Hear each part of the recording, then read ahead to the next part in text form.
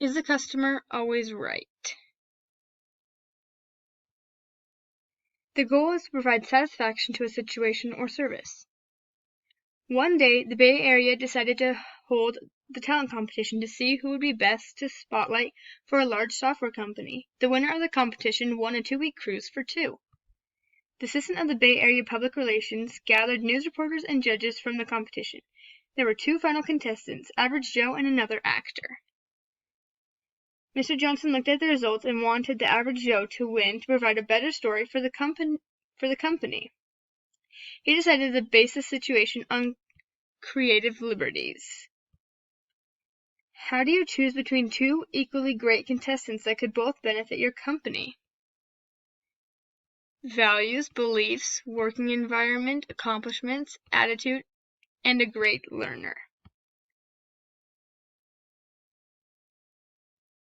A customer is right in their own mind. Never tell a customer they are wrong. When a service doesn't go correctly, a customer will tell 9 to 15 people they are dissatisfied with the results. Customers must know that they have rights. Rights to choose, represent, redress, basic needs, safety and information, consumer education, and a healthy environment. Customers may think they are always right, and if they aren't, they think it was a bad service.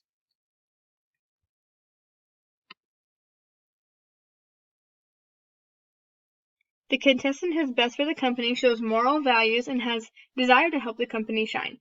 The contestant must know they can't always be right. Using creative liberties to choose between two contestants is very difficult. Based on desire and hard work and past experiences should help determine the winner of the contest and who would be best for the Bay Area. You must look at qualities and past experiences to choose who is best for the competition. A customer is always right saying came from Harry Selfridge, explaining that a customer will believe with this saying that they will receive good customer care.